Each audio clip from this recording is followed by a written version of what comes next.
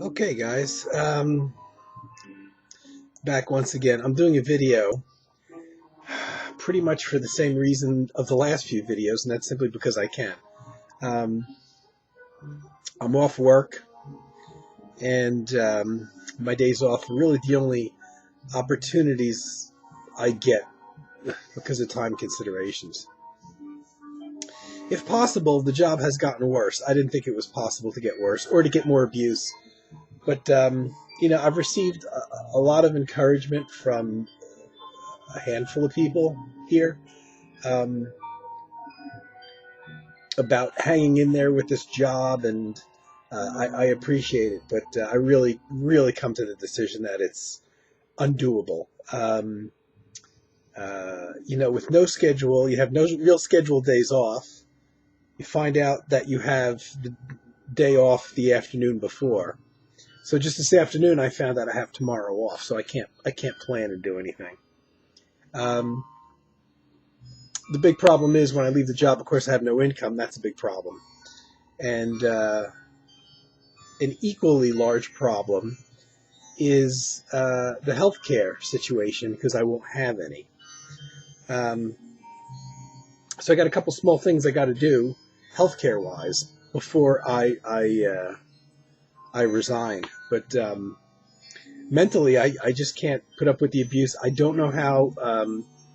There's a lot of people there that are very close to retirement age, and when they started, they weren't dealing with the management that's been there now for quite some time. So maybe, the management that's been there now for, 15 years or so, that's really bad. Maybe that management didn't pick on the old established folks as much. I don't know. I don't know how these people put up with it. And of the new people that have started, I'm surprised that only a couple have quit as a result. I'm definitely get heaped on more abuse because I'm slower, because I'm older. So I can't physically do the stuff that a lot of these, people in their 20s and 30s can do. And the woman in charge is just incredibly abusive to me. And it's not going to get better. The upper management doesn't want to do anything with her because she knows what she's doing. She runs a tight ship. She gets the people to work their butt off, which is what the management above her likes, even if they may not themselves approve of her methods. I don't know. It's a bad situation, and I have to wonder though if it's something to do with. I notice there's other people my age that have been having a particularly bad year, and I don't know if it's what's going on in the universe, or whether it's something that's oddly happening because I'm hitting a specific age, because I've seen other people that are within just a couple years of my age that are that I've claimed and I've seen and read. Some of these people I don't know, but I've read, and some people I do know, that they've had a particularly bad time in 2015 and 2016 so far. I'm definitely in that category. This wasn't for the VC. This would more than likely be very close to the worst year I've ever had. So that's not why you're here, though, is it? While I could, like I said, because after today or tomorrow, whenever, it'll be another, I don't know, week or so, till I get to do a video. So I thought I would just, what I've been doing besides work, show things. This is going to be an awful video, guys. My head's not together. I took a nap this afternoon. My brain's kind of foggy, but I had to do it because I'm not getting much sleep. It's weird. I'm so stressed out because of the work thing. I'll sleep 2 or 3 hours, and I'll be up for 2 or 3 or 4 or 5 hours, and go to sleep for another 2 or 3 hours, and generally go to work. That's the way it is. So I might be asleep at 9:30, 10 o'clock at night, but I'm up at 2 and 3 in the morning before I go back to bed, and then get up at like 6:30 or so. So I've actually done a lot of reading lately. My reading has picked up. I showed this book, Mr. Tambourine Man, The Life and Story of the Byrds, the 60s band, the Byrds, Gene Clark. I'm not, and I mentioned at the time I talked about the book, I'm not really a Byrds fan. But what I am a fan of is working musicians. And by that, I define that as being guys who aren't rich, like, the people in the Beatles or the Rolling Stones or so. And they may have had some commercially successful years where they made good money and then struggled to earn a living after that point because of fading fame or whatever. And they didn't maybe have a big enough catalog of songs that they had written to be able to sell the songs to use for commercials, which would generate a lot of income for them if they were the composer. And Gene Clark has passed away since. He, battled alcohol, mainly alcohol, but I think some drug problems too, if I'm recalling correctly. So I showed that a couple months ago, I think. I finished that. Along those lines, I recently found another book that I read this one in record time. I like reading books slow because I only buy books that I'm interested in reading, and I like to take my time with them. But along the lines of the quote-unquote working musicians, another band that I don't actually have any of their albums, You Keep Me Hanging On, is Mark Stein, a keyboard player, vocalist, and he was the leader, or technically still is, I guess you could say. They do some reunions of the Vanilla Fudge, which was a late 60s band, which for a couple years, 66, 67, 68, were huge. And known mainly for taking other people's songs and doing arrangements of them. It was a four-piece band.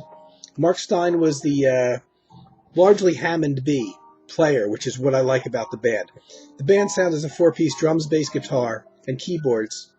Now, Mark Stein was the keyboard player, and his sound was largely based on the Hammond, which is my favorite keyboard. And, later on he added some other synthesizers and played a bit of piano, but the Hammond was in the forefront. And I don't really listen to much rock music now, but when I do, it's generally a band with a very prominent Hammond organ, or very prominent keyboards in general. And I can recall in the 70s when the Vanilla Fudge, they made initially 5 albums in a 3 or 4 year period. And the first one was the most successful. The others after that, not quite as much, but still enough to keep the band's name up there. But really, even before the mid-70s, they had split up.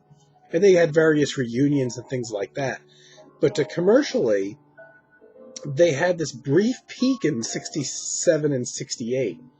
And you would have to be at least as old as me, at least in your late 50s. And I could barely recommend AM radio playing their version of You Keep Me Hanging On. What the band was known for was not originals, which ended up hurting them financially because they would basically take other people's well-known songs, completely rearrange them, usually slow it down, and make, say, a harder rock but Hammond B3 oriented 4-piece band take on it.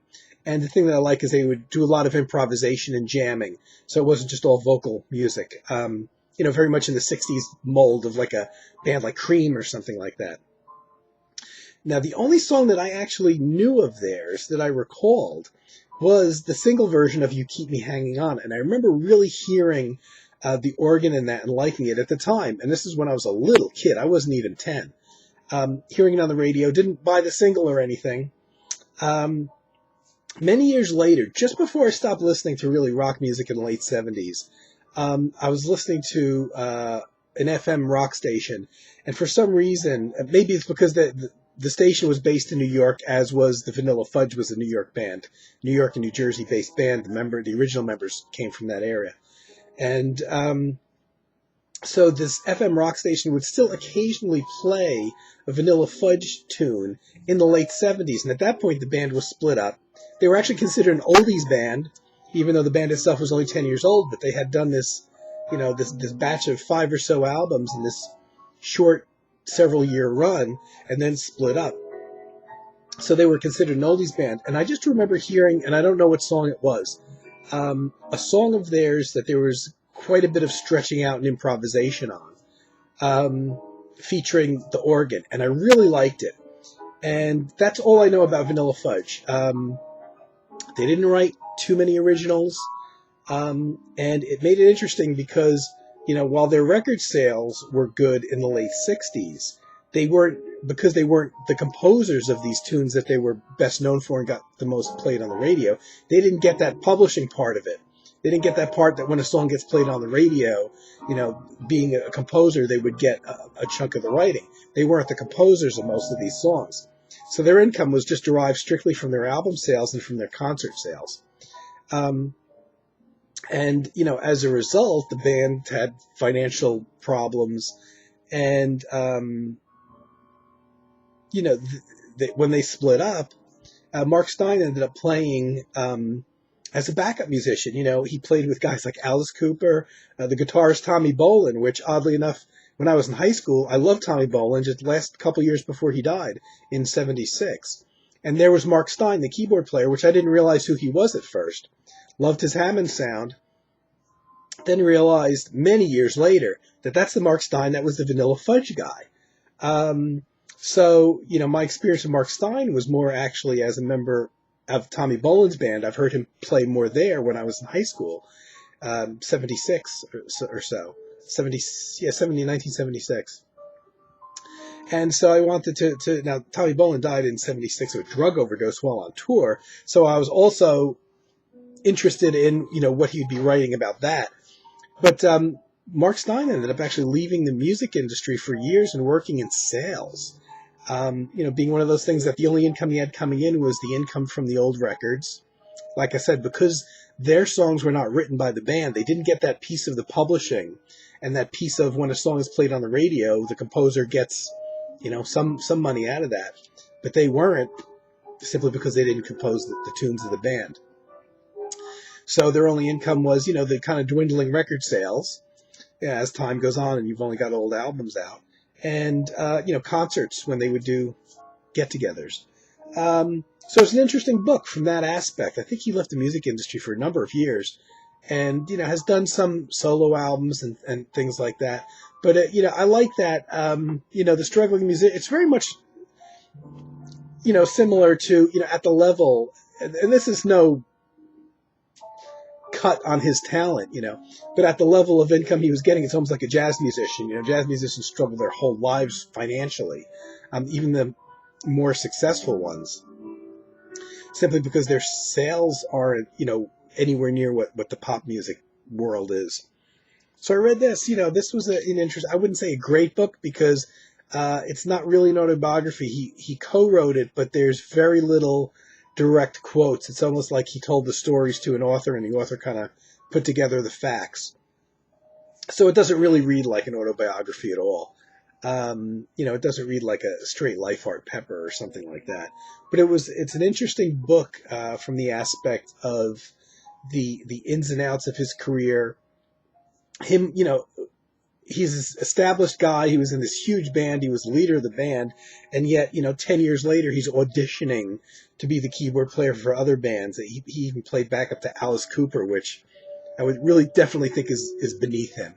But something he had to do to generate income. So I understand why he did it. But some of the bands that he auditioned for, and maybe even some he played with, probably, were not best suited for what his talents are. He's still out there. He's still recording.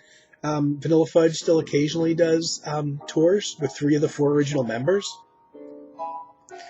So, not being the sad thing is I went on YouTube because there's full albums of Vanilla Fudge up on YouTube. I was very disappointed because whatever that song was that I heard in the late 70s several times on the FM New York radio stations where they stretched out, there was some nice Hammond solos in there. I went on YouTube and I couldn't find that song. I don't know the name of it.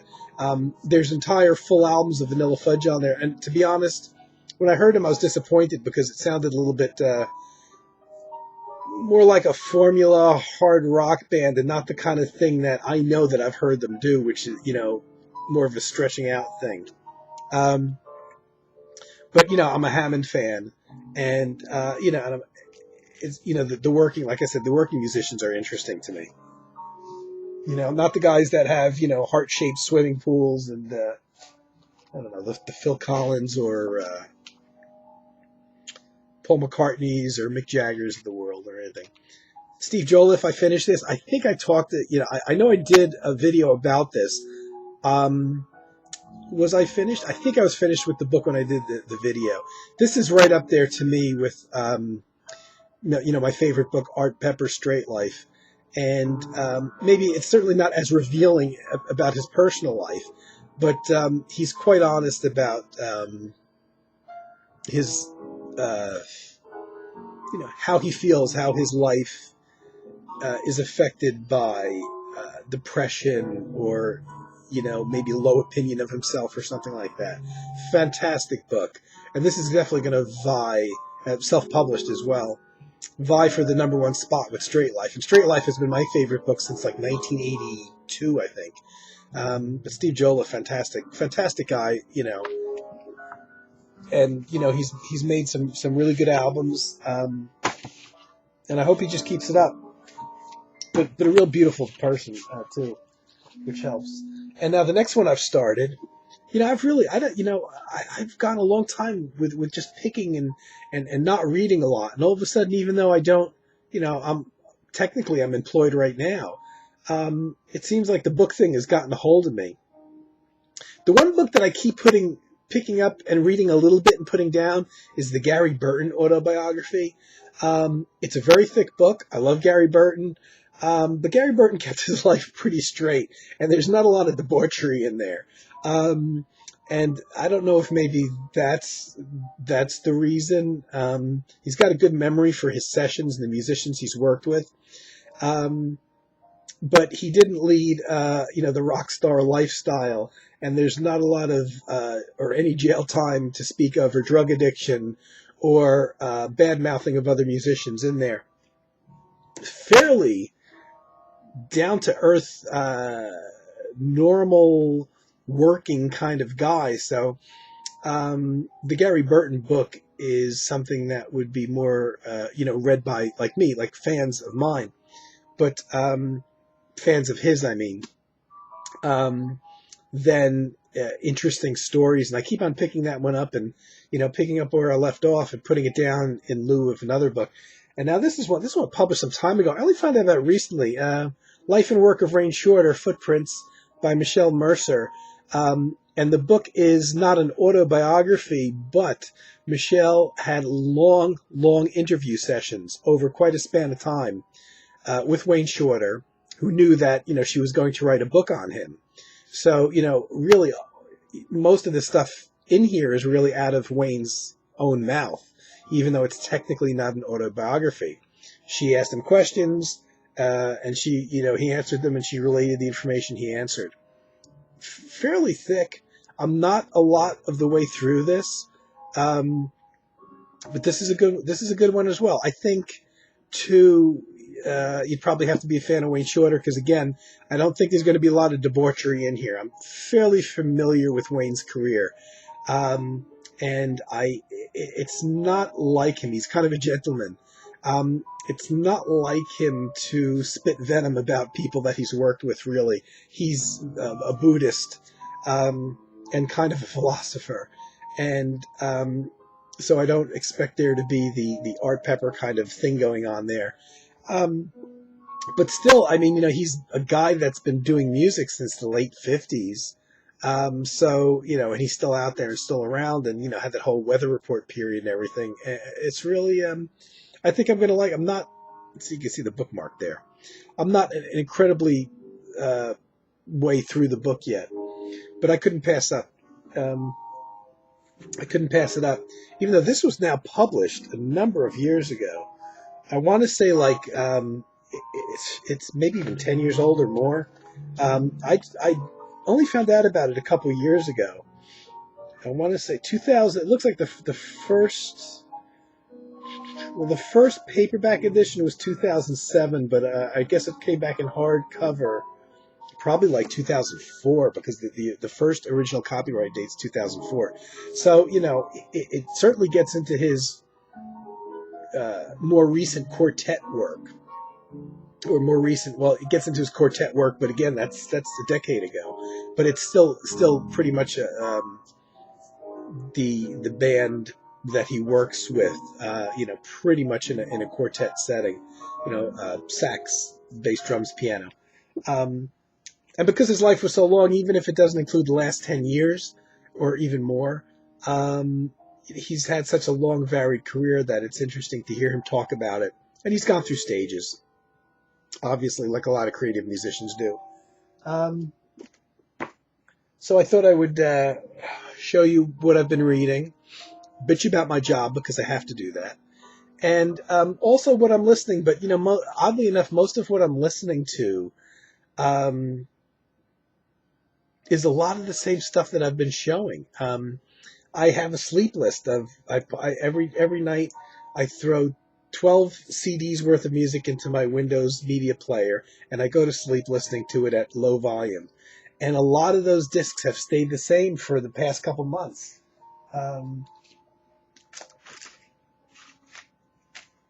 So this one recently got, after playing it a few months ago, David Bedford, his only, I think, solo release that he just plays just strictly electronic keyboards by himself with no additional musicians.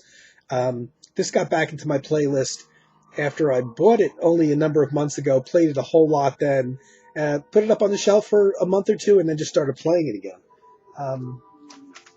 That's in there. I love this so much. This has not gone out. The Jade Warrior at Peace duet album, just Tony Dohig and John Field. Their quote unquote new age album. Excuse me.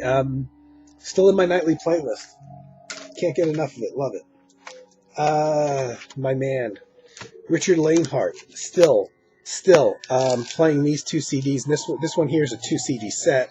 This one is just a 130-minute piece from 1974. But all 3 discs are still in my playlist nightly. And I've talked numerous times about, I saw Richard Lanehart live, which is where I discovered him, play a concert in October 2011. And oddly, in December 2011, he passed away. I didn't find out about him passing away for a couple years at least. And after seeing him, I bought 1 CD at the concert, and I bought other CDs of his since. A couple years after he passed away, and I was listening to his CDs, I learned about him passing away.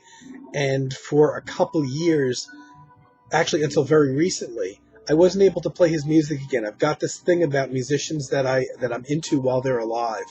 And when they pass away, I just can't bring myself to listen to their music for a while. And a few months ago, and I've spoken about this, this is a general rule.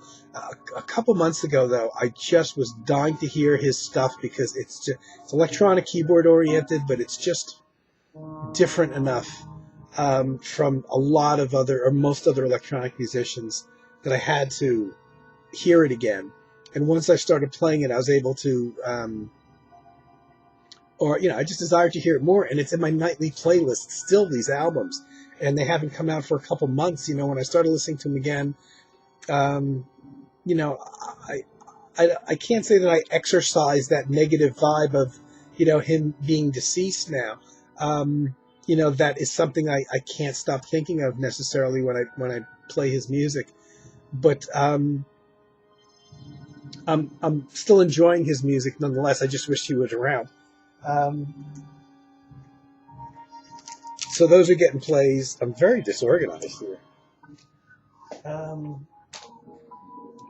What else? I started playing again. I talked about this a little while ago. I think Carm went out and bought this at Tim Weeder, a Calmer Panorama, two pieces, about 24 minutes each, flute and electronics. One of the few albums that Tim Weeder did really of this type, and especially one of the few he did as a solo musician. There's no percussion on here or anything, without additional musicians.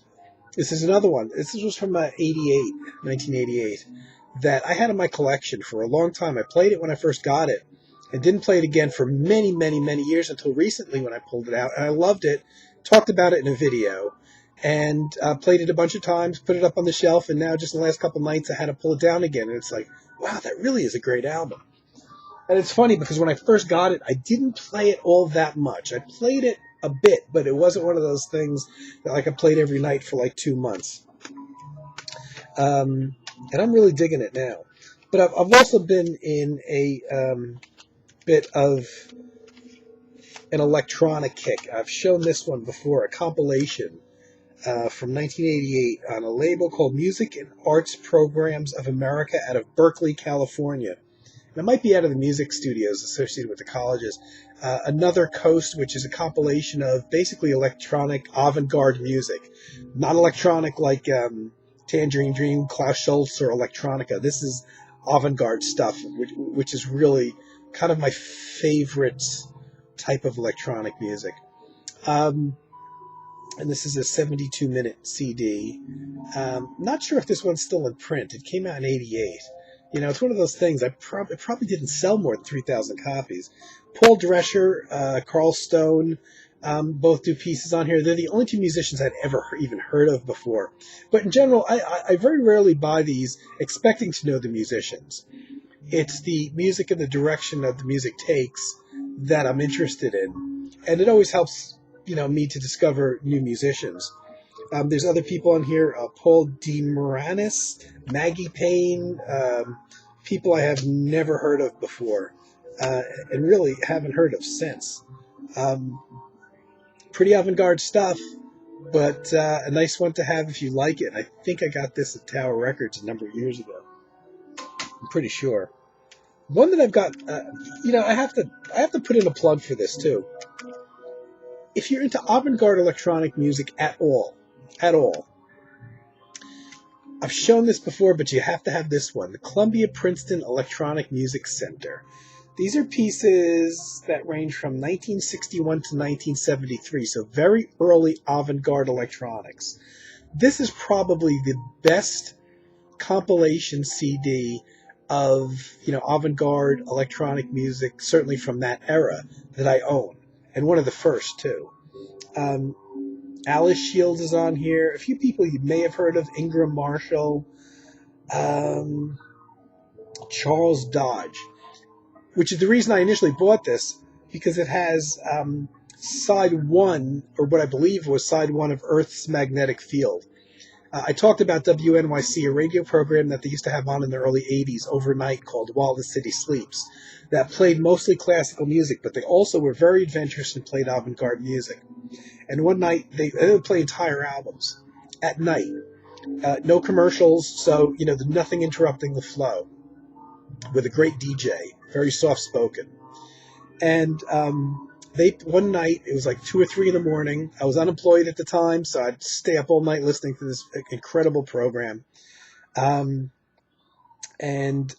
went on for many hours. It would start at maybe 11 or 12 at night and go till at least 5 or 6 in the morning. So it was a long stretch of music.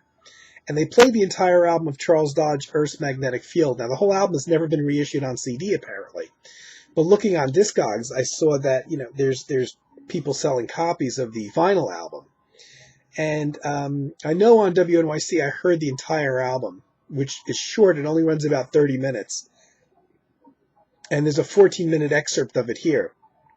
Looking on Discogs, it seems like what they did is, it looks like the first side of the album actually ran 14 minutes. So it looked like what they did is they just put on the whole first side of the album. Too bad they couldn't fit the whole thing, but I guess the idea is not to, include an entire album of music, but rather to showcase the type of music that a composer does.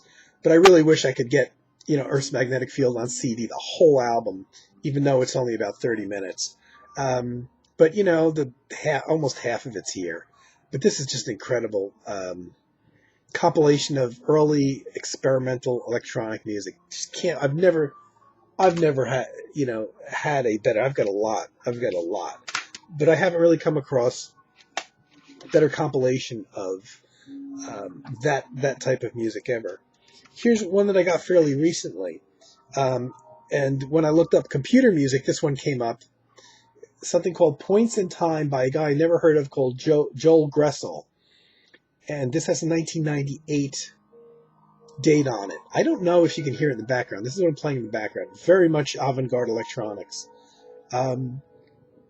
And Joel Gressel, I'm not sure, I'm pretty sure there might be an additional musician or two on a couple tracks, but it's mostly strictly electronic music with Joel Gressel, and I'm not sure.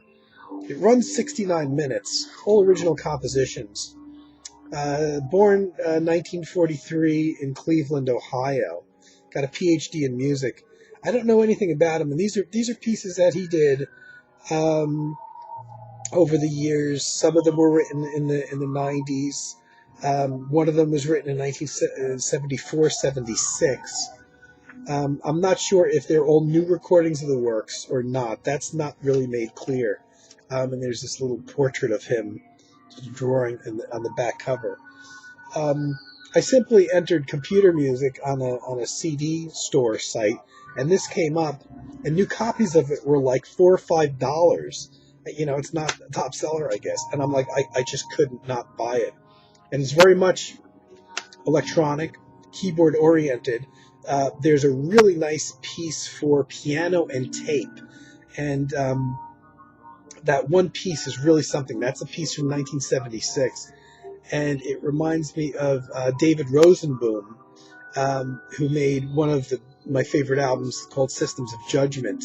He's a California-based modern avant-garde electronic composer, and Systems of Judgment was an album he made in 1987 that I've talked about a bit. And that's one of my favorite albums of that type. And at its best, this reminds me at times of it, especially the one piano piece on here. The type of cluster chords that he plays, very avant-garde. You can't predict what's coming next. I really like that. That's only one 14-minute piece. The other 5 pieces are all electronic synthesizer, Morton Subotnick sounding things. You have to be in the mood for it, but I dig it. I dig it. A couple others. A new one I bought, Organ Improvisations. I love organ. By a guy of Music and Graphic Organ Improvisations. This is an album on the Wergo label. I love that Wergo label. So friggin' hard to get here, too. This is from 1988. 1988, I seem to have a lot of discs lately that I've been listening to that just came out at that time. Very weird. Must have been a very creative year or something. I'd never heard of and don't know if I can pronounce it, the guy that plays the organ on it. It's strictly organ music. Zsigmond Zathmary. Sigmund with a Z. Zsigmond. I heard one track of this on YouTube, and being a fan of organ, especially solo organ music, a la Terry Riley, I heard one track on YouTube, and I found the album and I ordered it, even though I shouldn't be spending money. But what this is apparently it's organ improvisations, but each one is dedicated to a different composer. So I don't know if his intention creating these pieces was to do it in a style of that composer, or he just strictly dedicated them, I'm not sure, to that composer. One of them is John Cage, a guy, Michael Vetter, who I had never heard of, but I discovered here recently on YouTube. Those are really the only two. Really. Oh, Ligeti. George, I don't know how you pronounce it. Ligeti, the classical composers, one of the other people that he dedicates to. Very avant-garde stuff, though. Very avant-garde. Not kind of what I was expecting. And the one piece that I heard on YouTube was the most kind of normal, like there's chords that you can follow kind of thing. The other pieces are much more avant-garde. So at first I wasn't as crazy about it, but I think it's a question of it's just one of those albums that it's not bad music, because it's just that my expectation for it and what it was are two different things. So now I have to go back and really start listening to this again. Without the expectations that I thought it was more. I really didn't think it was an avant-garde album. I thought it was an album of electric or electronic organ music, but I won't say classical, but things that you could follow. And it's really much more avant-garde than that. and I think I'm going to like it. But it's one of those things that you do have to adjust away from your initial expectations and get what's going on. And the only other thing I'm playing, which is something I got for Christmas, and did I talk about that? I did show my Christmas stash. John Luther Adams, Become Ocean, which is one piece. It's a 42-minute piece. It's kind of short for CD now, just 42 minutes. And the piece is basically like an orchestral drone fest. I really love it. It basically sounds like it's one chord played by an orchestra for 42 minutes. And considering it's just that, and there's not a number of discernible movements in it, I kind of wish they would have extended it to an hour or more. But most people would hear just like one chord and be like, what the hell is this? It doesn't do anything. It doesn't go anywhere. But for us, who know how to listen to music, it's weird because exactly what I like about Abandoned Cities by Harold Budd, because it doesn't change your focus. You start listening to different things going on. You listen to different parts of maybe different instruments, or the high end or the middle end or the low end of that chord thing that's going on, and you pick out not pick out individual instruments as much as maybe notes or relationship between this note and that note and how they play against each other within that larger structure of the chord. But at 42 minutes, considering that it's not a piece of, here's a theme, here's a theme, here's a theme, I kind of wish he would have stretched it out and made it longer. 42 minutes is pretty short, but it's a real, I think it's a good introduction to his work. I've heard others strictly online. And this is a fairly recent one, 2014. And it comes with a nice panel. It comes with a DVD, which kind of makes the price a little bit higher, which they could have done without because the DVD is just an audio DVD. You put it on your DVD player. Maybe it's surround sound, but I got a surround sound player out in my other room, and I haven't used it a whole lot because I have no furniture out there. I don't have a couch to lay on and listen to the music. So I could put music on when I'm, in the kitchen, which is right next to it, and listen to it. But when I'm in the kitchen now, I tend to watch VC videos on my little crappy Chromebook computer. But it comes with, I think it's a surround sound. I don't know why else they would include a DVD of the work. There's no visual content on the DVD apart from the album cover, so you just see the album cover as a picture. If you play it in a regular DVD player, there's not much to see. But that's what's going on with me. So I bitched about my job. I showed what I'm reading. I showed what I'm listening to. And I hope it speaks to you. I don't know. Anyway, guys, I did this video just to say hi. I'm still alive. It feels like it's been a long time since I did my video. My YouTube page says 1 week, but I think it's closer to 2. I want to thank everybody who sent me emails lately. And I discovered 2 emails sent. This happens to me. I get so many emails since I sign up for job alerts, and I think the job alert people sell their mailing list to various advertising companies, and I get, easily 200 to 300 emails a day. And I found a couple emails from Jeff, my good buddy Vinyl Spin, that he had sent like a month ago. And I had totally missed them. And I responded obviously very late. And oddly enough, I happened to be in the right place at the right time because Carm sent me an email. And I happened to be on the computer when it came last night, or else that might have been one that I respond to in 4 months. I don't know. So guys, that's what's going on. Appreciate you watching and listening to my videos. Sometimes I wonder why, but I appreciate them. And I know you guys have been busy because really my close buddies in the VC, it seems like, are not making as many videos lately. I think work has picked up since the weather's gotten better. Just as I'm getting ready to be unemployed again, you guys are in full force working your butts off. So this is still longer than I intended it on being, but it's not an hour, so, hopefully you don't mind. I'll be back. Just want to wish everybody well, and really, really, really Rob and Carm and Jeff and everybody. thanks for all your support and your kind words, which makes a huge difference to me. I will see you all fairly soon. Take care.